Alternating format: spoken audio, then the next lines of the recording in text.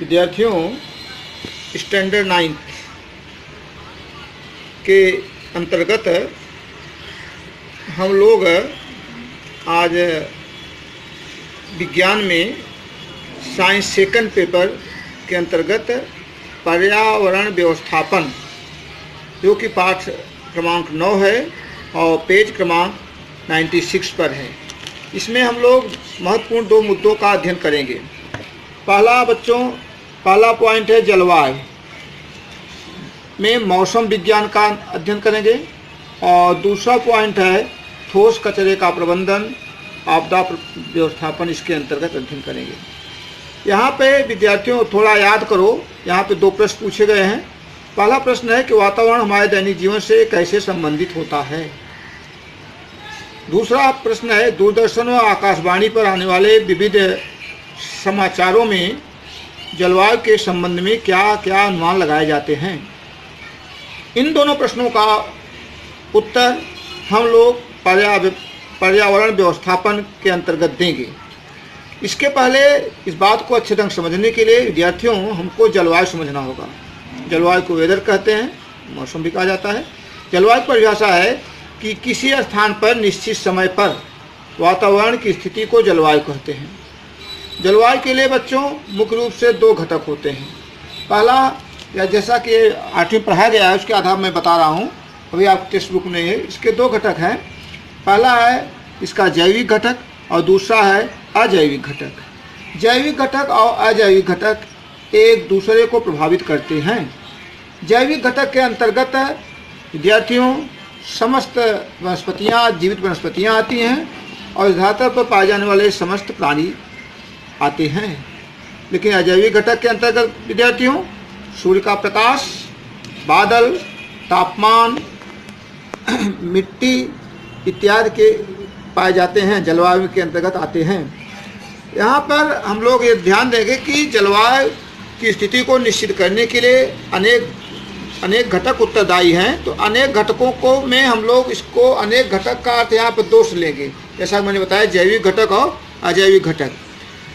हम बहुधा आपस में विचार करते हैं कि आज बहुत ठंड है और कभी कभी कहते हैं कि आज बहुत गर्म है। ये कैसे आभास होता है बच्चों? इसको आपके टेक्स्ट बुक में नहीं है, इसलिए हम आपको लॉजिकल समझा रहे हैं कि हमारे जो मनुष्य का जो तापमान है बच्चों 37 डिग्री सेंटीग्रेड होता है। जब तापमान 37 डिग्री सेंटीग्रेड से कम होता है तो ऊष्मा, जैसा कि हम जानते हैं, ऊष्मा का प्रवाह अधिक तापमान से कम तापमान की होता है। यह प्रक्रिया तब तक होती रहती है जब तक कि दोनों के तापमान समान नहीं हो जाएं। तो यदि मान लो वातावरण का तापमान 20 डिग्री सेंटीग्रेड है और शरीर का तापमान 37 है, तो ऊष्मा प्रवाहिता बच्चों किधर से किधर होगी? शरीर से वातावरण में होगी।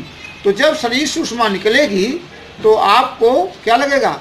ठंडक का आभास होगा। जब हमारे शरीर से ऊष्मा निकलकर वातावरण जाती है, ठंडक का आभास होता है। दूसरा एग्जाम्पल विद्यार्थियों ठीक इसी को उल्टा करके देखें। मान लीजिए वातावरण का तापमान 47 डिग्री सेंटीग्रेड है और शरीर का तापमान जो है 37 है। तो वातावरण में तापमान अधिक होने के कारण वहाँ से तापमान हमारे और आपके शरीर में प्रवेश करेगा। जब हमारे शरीर में प्रवेश करेगा तापमान, तो आपको गर्मी महसूस होती है। तब हम कहते हैं कि आज बहुत गर्म है। जब हमारे शरीर में ऊष्मा प्रवेश, बाहर से ऊष्मा प्रवेश, वातावरण से ऊष्मा प्रवेश करती है, तो हम कहते हैं कि आज बहुत गर्मी है। लेकिन इसी को उल्टा बच्चों, जब हमारे शरीर से ऊष्मा वातावरण निकल जाती है तो हम कहते हैं बहुत ठंड है।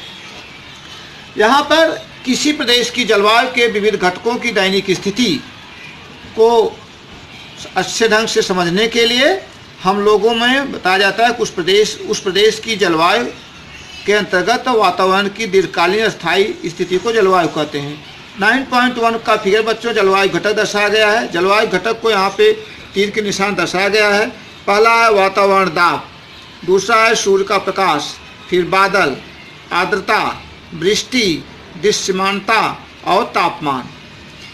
जलवायु में परिवर्तन, चेंज इन वेदर्स। जलवायु हमेशा नहीं बदलती बच्चों, वह किसी एक प्रदेश में दीर्घ काल के लिए एक जैसी होती है। इससे स्पष्ट होता है कि हवा का संबंध निश्चित स्थान व निश्चित समय से होता है। निश्चित स्थान व निश्चित समय से होता है, जबकि जलवायु का संबंध बड़े प्रदेश व दीर्घकालीन से होता है। हवा में अल्पकाल में बदलाव होता है तो जलवायु में बदलाव के लिए दीर्घकाल लगता है। जलवायु की हमारे दैनिक जीवन में बहुत महत्वपूर्ण भूमिका है, क्योंकि हमारा देश जो है एक कृषि प्रधान देश है बच्चों।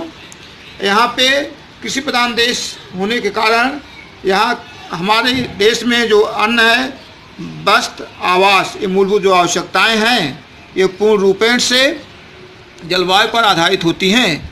भारत जैसे कृषि प्रधान देश के लिए जलवायु अत्यधिक महत्वपूर्ण है।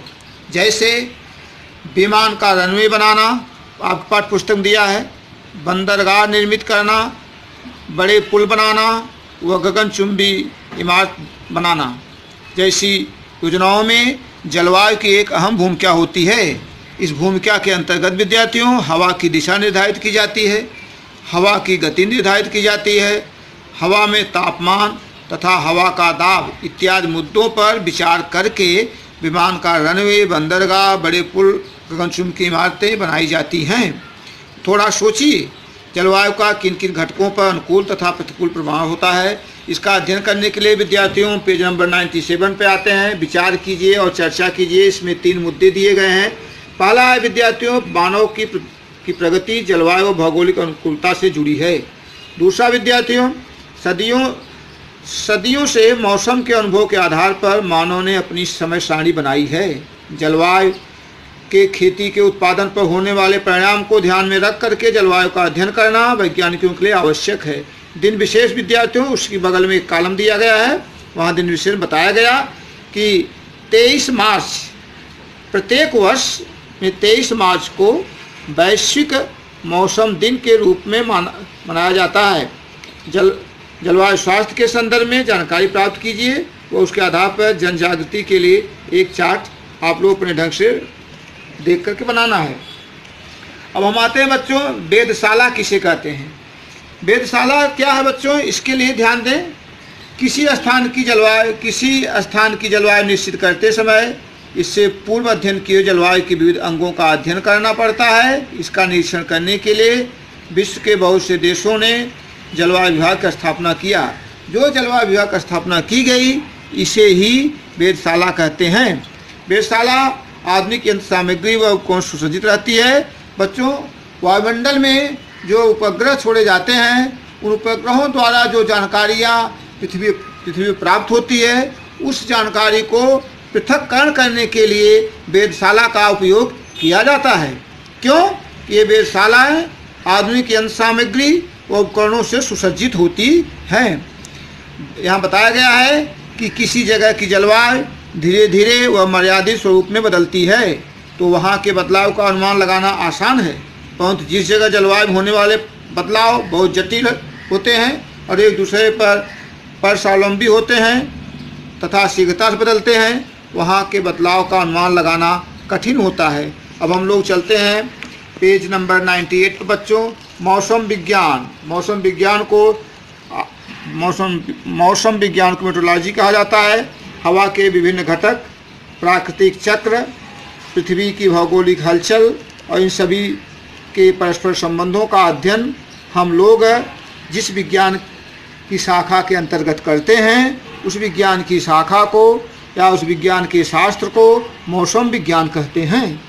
इसमें किन किन घटकों का अध्ययन होता है विद्यार्थियों, जैसे जलवायु संबंधी तूफान, बादल, वृष्टि, बिजली कड़कड़ाहट तथा अन्य घटकों का अध्ययन किया जाता है।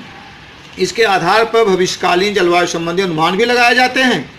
इसका उपयोग जनता, किसान, मछुआरे, विमान सेवा, जल यातायात और विभिन्न संसाधनों का उपयोग किया जाता है। हम लोग भारतीय मौसम विज्ञान, इंडियन मेट्रोलॉजी डिपार्टमेंट में देखेंगे कि शिमला में भारतीय जलवायु विभाग की स्थापना 1875 में ब्रिटिश सरकार द्वारा की गई थी। इसका प्रमुख कार्यालय पुणे में है और इसके कई अनेकों प्रादेशिक कार्यालय निम्नवत हैं, जैसे मुंबई, कोलकाता, चेन्नई, नागपुर, दिल्ली इत्यादि। हर दिन की मौसम की स्थिति को दर्शाने के लिए इनमें मानचित्र का उपयोग करते हैं। 24 घंटे में 2 बार ऐसे मानचित्र बनाए जाते हैं। यहाँ जलवायु की जानकारी पाने के लिए लगने वाले उपकरण, रडार की सहायता से जलवायु संबंधी व्यक्त किए गए अनुमान, भूकंप मापन से संबंधित जलवायु के अनुमान, वर्षा के संदर्भ में लगाए जाने वाले अनुमानों के लिए उपग्रह की सहायता से जलवायु का अनुमान, वायु प्रदूषण जैसे विषयों पर निरंतर संशोधन किया जाता है। अब हम लोग यहाँ पर देखेंगे कि जैसा मैंने अभी आपको बताया कि भारतीय जलवायु विभाग की ओर से विमान उड्डयन विभाग, नौकायन विभाग, खेती, जल संसाधन, समुद्र में तेल संशोधन तथा उत्पादन करने वाले संस्थानों की भी जानकारी दी जाती है। भारतीय मौसम विज्ञान के अंतर्गत तूफान, रेतीले तूफान, मूसलाधार बारिश, लू और शीतलहर, सुनामी जैसे अन्य घटकों की पूर्व सूचना विभिन्न विभागों को तथा सभी संचार माध्यमों और सामान्य नागरिकों तक पहुंचा दी जाती है। इसलिए उच्च तकनीकी से सुसज्जित कई उपग्रह भारत देश ने अंतरिक्ष में छोड़े हैं। उनसे प्राप्त होने वाली जानकारियों का हम लोग विश्लेषण करके उन भारत में विभिन्न स्थानों की जो वेधशालाएँ हैं, जैसा मैंने अभी बताया कि मुंबई, कलकत्ता, चेन्नई, नागपुर, दिल्ली में वेधशालाएँ उपस्थित हैं, बहुत उच्च कोटि के कार्य करती हैं, क्योंकि जो सूचनाएं होती हैं उनका ये विश्लेषण करती हैं। मानसून का प्रारूप और मौसम का अनुमान। यहाँ पर बच्चों भारत में मानसून संबंधी जलवायु में अनुमान लगाने की परंपरा 100 वर्ष से भी ज़्यादा पुरानी है। पहला 1877 के अकाल के बाद आईएमडी को, जैसा कि आपको इसका नाम बताया गया, आईएमडी का पूरा नाम है इंडियन मेट्रोलॉजी डिपार्टमेंट। भारतीय मौसम विज्ञान के संस्थापक एच.एफ. प्लेनफोर्ड हैं। इन्होंने 1884 में हिमाचल की हिमवृष्टि इस घटक को ध्यान में रखते हुए सर्वप्रथम इसका अनुमान लगाया। 1877 के बाद विद्यार्थियों 1930 के दशक में आईएमडी के तत्कालीन संचालक सर गिलबर्ट वाकर ने विश्व भर में के विभिन्न जलवायु विज्ञान घटकों और स्थानीय मानसून का संबंध अधोरेखित किया और उन्हें उपलब्ध प्रेक्षणों द्वारा पुराने पठनों के आधार पर मानसून कैसा होगा इसका अनुमान लगाया। 1990 के दशक में डॉक्टर बसंत गोवारिकर के नेतृत्व में विश्व भर के संबंधी 16 घटकों पर आधारित मानसून प्रारूप बनाया गया। 1990 से लेकर 2002 तक यह प्रारूप काम में लाया गया। चलते हैं 99 पर बच्चों। संख्यात्मक प्रारूप के अंतर्गत जलवायु के वर्तमान प्रेक्षणों का उपयोग कर हम संगणक की सहायता से गणितीय प्रक्रियाएं की जाती हैं।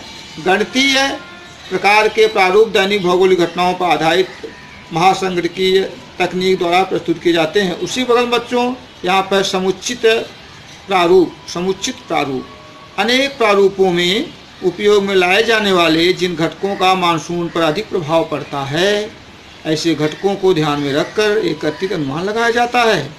आजकल आईएमडी की ओर से दिया जाने वाला अनुमान इसी प्रकार के अनेकों प्रारूपों को एकत्रित फलित होता है। इसे समुचित प्रारूप कहते हैं। आज आईआईटीएम जो है बच्चों, यहाँ पर बताया जाता है कि आईआईटीएम का जो पूरा नाम है Indian institute of tropical meteorological, इसको हिंदी में कहते हैं कि भारतीय उष्णदेशीय मौसम विज्ञान संस्थान, इसे आईआईटीएम कहा जाता है। आज आईआईटीएम की ओर से नए प्रारूप बनाए जा रहे हैं। उसके अंतर्गत वर्तमान प्रारूपों को अधिक उपयुक्त बनाना, जो हमारे पास वर्तमान जानकारी है उनको अधिक उपयुक्त बनाना तथा कुछ नए प्रारूपों तथा तकनीकी विकसित करने के दोनों स्तरों पर काम आज चल रहा है। इसलिए रडार व्यवस्था, उपग्रह तंत्र ज्ञान के विकास पर भी ध्यान दिया जा रहा है। बच्चों यहाँ पे सांख्यिकी प्रारूप में बगल में दिया है एक कॉलम के अंतर्गत विगत काल में विभिन्न प्रदेशों में समुद्र का तापमान, वातावरण का दाब और उस वर्ष का मानसून कैसा था, इसका एकत्रित अभ्यास करके उसकी तुलना आज उस प्रदेश की जलवायु संबंधी प्रेक्षण कैसे हैं, इसके आधार पर वर्तमान स्थिति में मानसून तैयार किया जाता है। तो आज हम लोग केवल यहाँ इसके अंतर्गत एक मुख्य पॉइंट का जो अध्ययन किए थे करेंगे। इसमें सेकंड पार्ट का अध्ययन नेक्स्ट किया जाएगा। Best of luck.